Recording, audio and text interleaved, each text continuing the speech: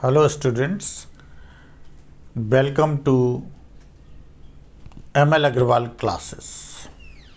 Today we are going to take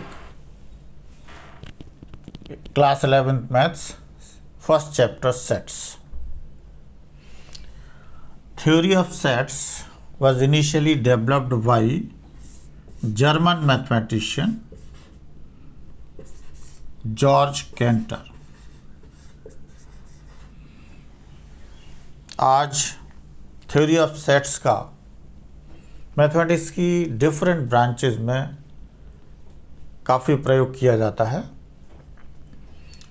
इसमें collection का बहुत इम्पॉर्टेंट है। कलेक्शन जैसे कलेक्शन ऑफ ऑब्जेक्ट्स स्पेशली हम कह रहे हैं। अगर हम देखें तो collection of different types of books, collection of different types of newspapers, collection of different type of magazines, collection of trees, different type of trees, collection of reverse, ये सारे कलेक्शन हमने देखे हैं।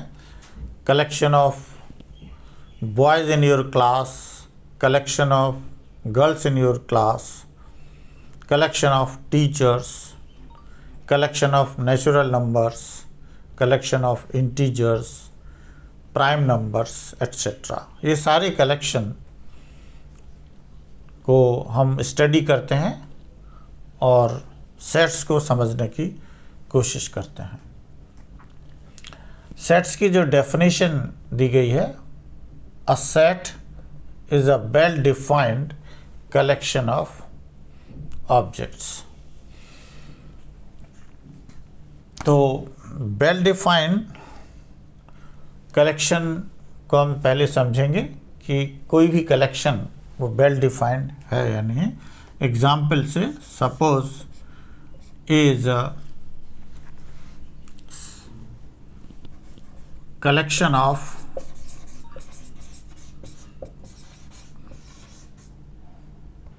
boys in your class, boys in your class, ये एक collection है। आप मान लीजिए आपकी क्लास में 40 बॉयज़ हैं, तो आप उनको काउंट कर सकते हैं, उनके नाम लिख देंगे, ये एक कलेक्शन हो जाएगा। लेकिन अगर इस तरह से कहा जाए collection of 5 popular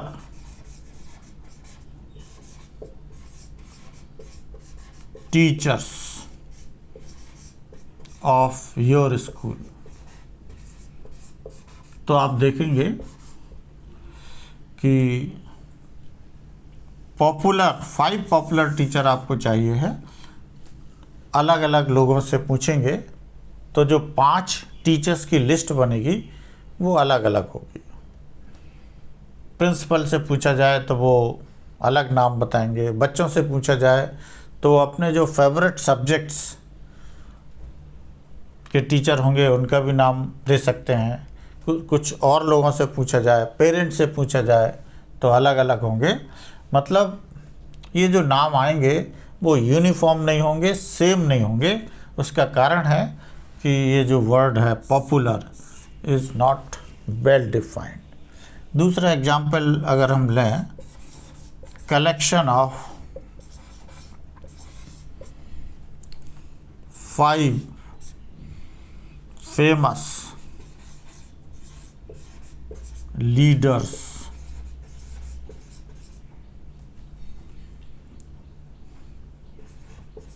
of India, Bharat के 5 फेमस लीडर्स के नाम बताइए।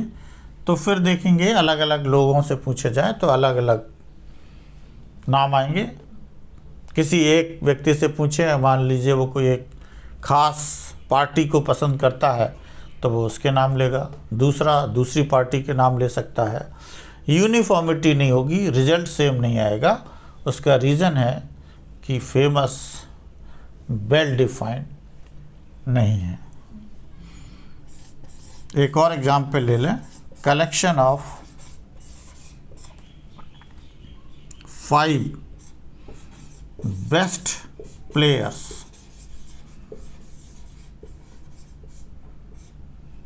Of cricket. क्रिकेट के 5 बेस्ट प्लेयर्स के नाम बताइए। तो फिर आप देखेंगे कि जो 5 नाम हमारे पास आने वाले हैं वो अलग अलग होंगे, और हम ये कह सकते हैं कि बेस्ट या फेमस या पॉपुलर वेल डिफाइंड नहीं है, इसलिए ये एक सेट नहीं होगा। ये भी सेट नहीं है, ये भी सेट नहीं है, ये भी सेट, ये तीनों पॉपुलर की वजह से, फेमस की वजह से, बेस्ट की वजह से ये सेट नहीं होंगे, क्योंकि ये वेल डिफाइंड नहीं है। वेल डिफाइंड का मतलब यहाँ हुआ कि कितने भी लोगों से पूछा जाए आंसर सेम आना चाहिए। अब कुछ और एग्जाम्पल्स हम ले लेते हैं। Collection of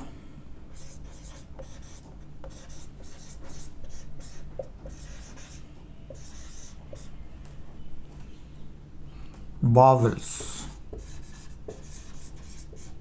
of English alphabet. English alphabet में जो वावल्स होते हैं उन्हें लिखिए। हमें पता है वो होते हैं ए, ई, आई, ओ, यू। अब हम देखते हैं कि किसी से भी पूछा जाए कि 5 वावल्स इंग्लिश अल्फ़ाबेट के वावल्स लिखिए, तो हमेशा रिजल्ट यही आएगा, यानी ये वेल डिफाइंड है, इसलिए ये सेट है। दूसरा, collection of days of the week. सप्ताह के डेज क्या होंगे? Monday, Tuesday, Wednesday, Thursday, Friday, Saturday, Sunday. तो इस तरह से आपको क्लियर हो गया होगा कि किसी से भी पूछा जाए कि सप्ताह के दिनों के नाम बताइए, तो हमेशा रिजल्ट सेम आएगा, यानी ये कलेक्शन भी वेल डिफाइंड है। नेक्स्ट एक और एग्जाम्पल से क्लियर करते हैं। कलेक्शन ऑफ नेचुरल नंबर्स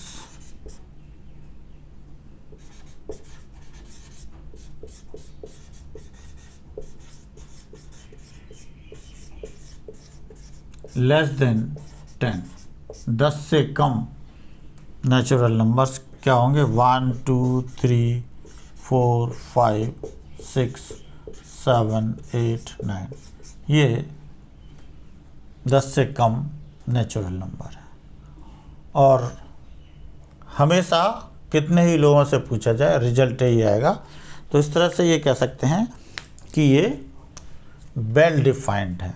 तो collection of vowels, collection of days of the week, collection of natural numbers, ये सारे वेल डिफाइंड है, इसलिए ये सेट हैं। तो इस तरह से सेट की डेफिनेशन एस्टेब्लिश हुई। A set is a well-defined collection of objects. Objects में जैसे मैंने देखा, इंग्लिश अल्फ़ाबेट्स के लेटर्स भी आएंगे, days of the week, numbers, natural numbers, real numbers, etcetera. अब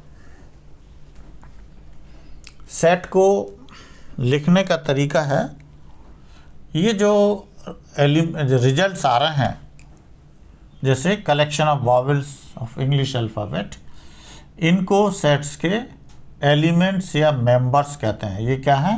AEIOU या MTWTHFR, सैटरडे, संडे, या 1 2 3, ये सब मेंबर्स या एलिमेंट्स हैं। इन एलिमेंट्स को कर्ली ब्रैकेट में अगर लिख दिया जाए तो ये सेट बन जाएगा। इंग्लिश अल्फ़ाबेट के कैपिटल लेटर से इनको रिप्रेजेंट करेंगे तो ए is a set.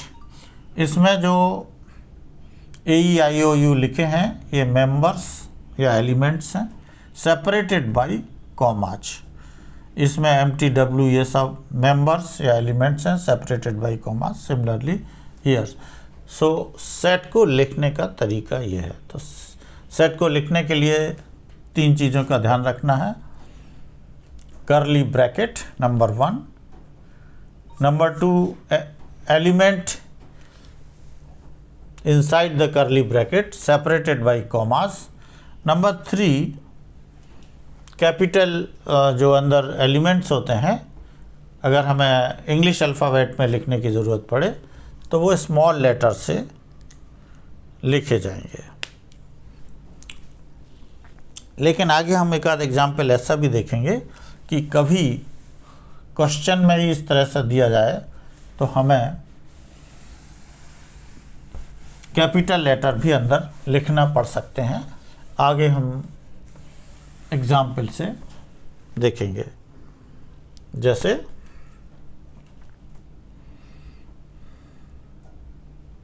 Collection of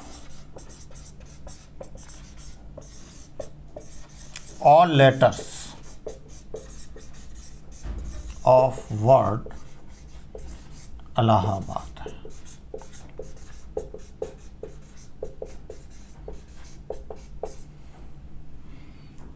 अगर इस सेट को हम B से रिप्रेजेंट करें तो इसमें क्या लेटर आएंगे? A L H B D। Capital लिखना पड़े नंबर 1। दूसरी चीज़ इसमें ये ध्यान रखने का है, A 4 टाइम्स आया लेकिन हम एक ही बार लिखेंगे, L 2 बार आया एक ही बार लिखेंगे, H B D। So this is also a set, लेकिन इसमें एक मेंबर को एक ही बार लिखते हैं। और चूंकि क्वेश्चन में ही कैपिटल लेटर्स में दिए हैं इसलिए हमने इसको कैपिटल लेटर्स में लिखा है। अब मान लीजिए सेट A है जिसमें जो एलिमेंट्स हैं वो 2 3 4 5 6 ही एलिमेंट्स हैं। तो हमने पहले बताया कि 2 3 4 5 6 ये जो एलिमेंट्स हैं इनको हम मेंबर्स भी कहते हैं। तो इस तरह से लिखेंगे 2 is a member of set ए। इसको और शॉर्ट करें तो 2 बिलोंग्स टू सेट ए, और इसको हम इस तरह से लिख सकते हैं 2 बिलोंग्स टू ए। ये ग्रीक लेटर है एप्सिलॉन, जैसे कि इंग्लिश में ABCD लिखते हैं वहाँ पर इसका मतलब है एप्सिलॉन। और यहाँ पर मैथमेटिक्स में इसका मीनिंग हमने लिखा है बिलोंग्स टू। अगर इसको थोड़ा क्रॉस कर दें तो ये आएगा meaning does not belong to. अब यहाँ देखिए 2 belongs to A, 4 belongs to A, 6 belongs to A, 7, यहाँ पर 7 नहीं है तो क्या आएगा? 7 does not belongs to A. 9 नहीं है, 9 does not belongs to A. So this is the meaning of belongs to. अब रिप्रेजेंटेशन ऑफ सेट्स। सेट्स को रिप्रेजेंट कैसे करते हैं? Representation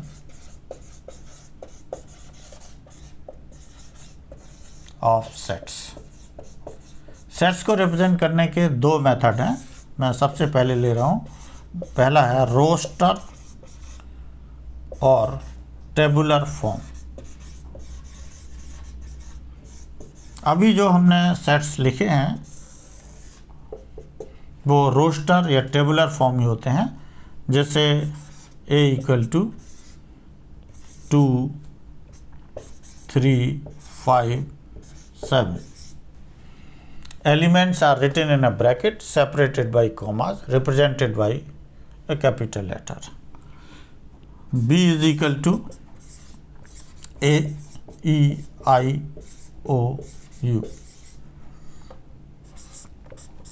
C equal to 1 4 9 16 25. D equal to 5 6 7 8 9. E equal to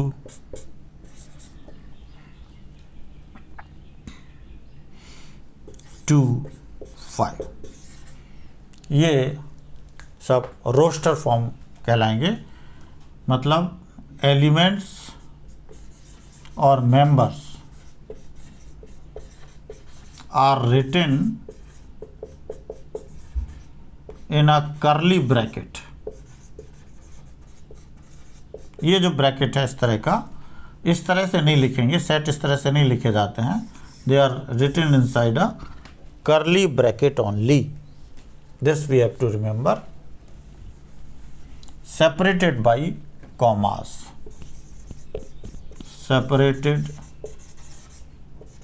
by commas. So this is how we represent set in roster form. अब builder form देखिए। Builder form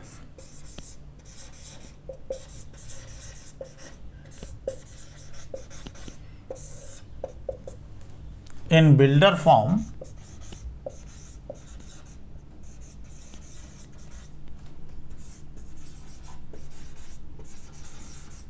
all the elements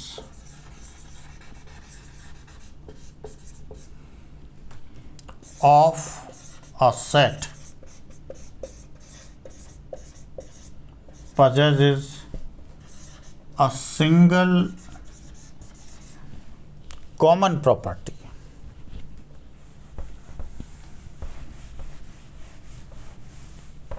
Single common property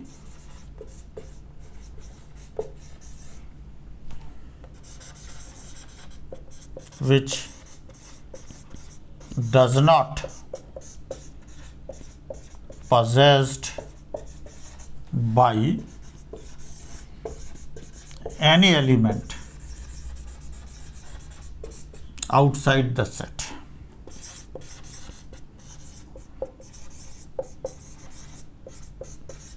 builder form में ये खास बात है कि सारे elements जो भी होते हैं सेट के, उनकी एक सिंगल कॉमन प्रॉपर्टी होती है और ये सिंगल प्रॉपर्टी उसी सेट में होगी। वो प्रॉपर्टी सेट के बाहर किसी एलिमेंट में नहीं पाई जाएगी। जैसे हमने पहले एक एग्जाम्पल लिया था, set A Monday Tuesday Wednesday Thursday Friday Saturday Sunday. ये क्या है? Days of a week. Days of the week जो सिंगल कॉमन प्रॉपर्टी है इसकी, डेज ऑफ द वीक। तो इसको, ये तो अभी हमने रोस्टर फॉर्म लिखा है, रोस्टर फॉर्म। अब आपसे कहा जा रहा है कि बिल्डर फॉर्म में सिंगल प्रॉपर्टी को कैसे हाईलाइट करेंगे। तो इसके लिए एक नोटेशन है, ये दो छोटे छोटे पॉइंट्स या एक लाइन खींच देते हैं। इसका मतलब होता है सच दैट। तो सच दैट इस तरह से लिखेंगे, x such that x is a day of the week, और इस तरह से ये बिल्डर फॉर्म में बदल गया। तो ये क्या कहलाएगा? Builder form. अब हम कुछ एक दो और एग्जाम्पल ले लेते हैं बिल्डर फॉर्म के।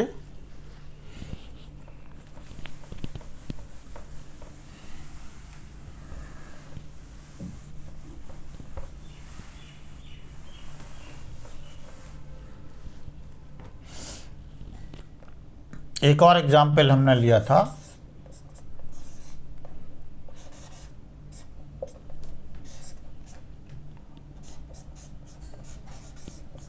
ये क्या थे? इलाहाबाद के सारे लेटर्स हैं। तो इसको क्या लिखेंगे? X such that x is a letter from the word Allahabad.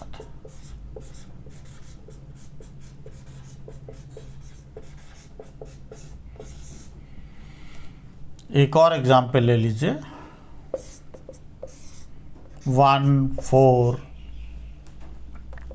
9 16 25।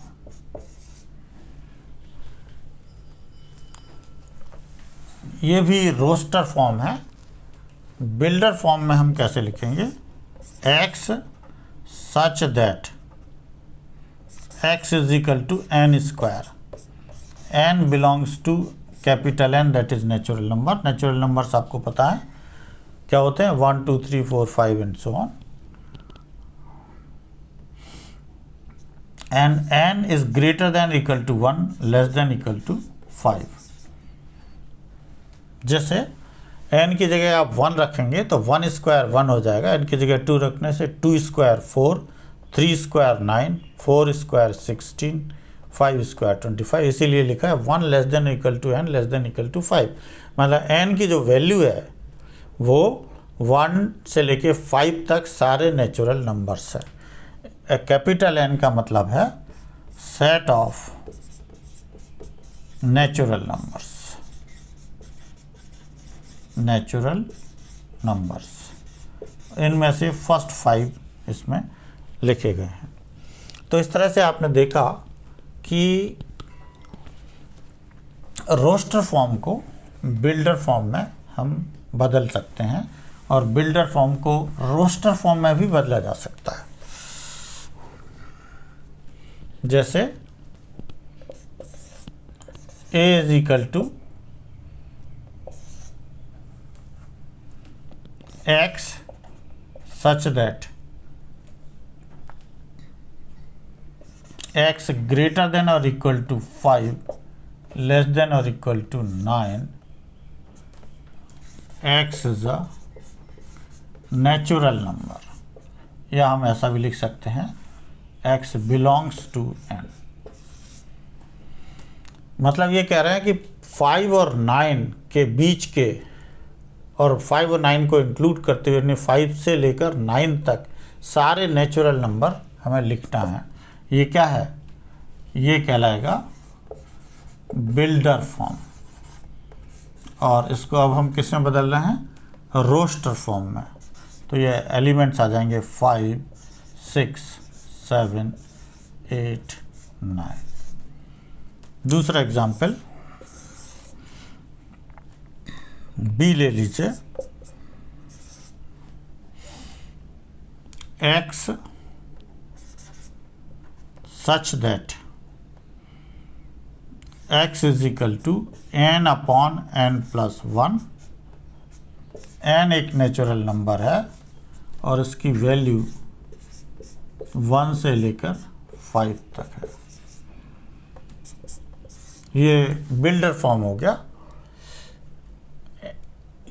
इससे डिफाइन किया गया इसको, मतलब n इक्वल टू 1 2 3 4 5 रखना है, रखते जाइए एक एक करके। n इक्वल टू 1 रखेंगे तो 1 अपॉन 1 प्लस 1, 2 रखेंगे तो 2 upon 2 plus 1, 3 upon 3 plus 1 that is 4, 4 upon 4 plus 1 5, 5 upon 5 + 1 6।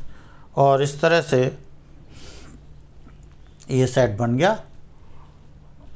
ये हो गया बिल्डर फॉर्म और ये हो गया रोस्टर फॉर्म। एक और एग्जाम्पल से इसको क्लियर करने की कोशिश करते हैं। x such that x is a prime number less than 10। 10 से कम प्राइम नंबर हमें लिखना है तो वो क्या होंगे 2, 3, 5, 7। ये हो गया। इस फॉर्म को हम कहेंगे बिल्डर फॉर्म, बिल्डर फॉर्म, और इसको कहेंगे रोस्टर फॉर्म। तो इस तरह से आपने देखा बिल्डर फॉर्म कैसे लिखते हैं, रोस्टर फॉर्म कैसे लिखते हैं, और इनको आपस में बदला भी जा सकता है। बिल्डर को रोस्टर में, रोस्टर को बिल्डर में। लास्ट में कुछ नोटेशंस हैं वो शॉर्ट में लेंगे, फिर आपकी एक्सरसाइज 1.1 के लिए थ्योरी कंप्लीट हो जाएगी। जैसे n क्या है, सेट ऑफ नेचुरल नंबर, इनको लिखेंगे 1, 2, 3, 4, 5 एंड सो ऑन। इसके बाद z, सेट ऑफ इंटीजर्स, ये लिखेंगे 0, 1, 2, 3 and so on, -1, -2, -3 and so on. q, set of rational numbers, ये जो रैशनल नंबर्स होते हैं इनको हम बिल्डर फॉर्म में इस तरह से लिख सकते हैं। x, या सिंपल भी लिख दें, x = p/q, जहाँ पर p और q बिलोंग्स टू z, मतलब इंटीजर्स हैं, और q 0 के बराबर नहीं है। r है रियल नंबर्स। ऊपर जितने भी नंबर्स आपने लिखे हैं q, z, n, वो सारे रियल नंबर्स कहलाते हैं। शॉर्ट में हम कुछ z प्लस, q प्लस और r प्लस भी डिफाइन कर सकते हैं। पॉजिटिव, ये हैं पॉजिटिव इंटीजर्स। पॉजिटिव इंटीजर्स कौन से कहलाएंगे, ये 1, 2, 3 एंड सो ऑन। 0 नहीं होगा इसमें, 0 is neither positive nor negative. So z plus means positive integers, that is 1, 2, 3, 4 and so on. q plus positive rational number, और r प्लस का मतलब पॉजिटिव रियल नंबर्स। ये आगे जब हम क्वेश्चंस करेंगे उसमें आपको बहुत मदद करेंगे। So in this way this finishes theory for exercise 1.1 of your NCERT textbook. नेक्स्ट वीडियो में हम NCERT टेक्स्ट बुक के क्वेश्चंस भी सॉल्व करेंगे। Thank you very much.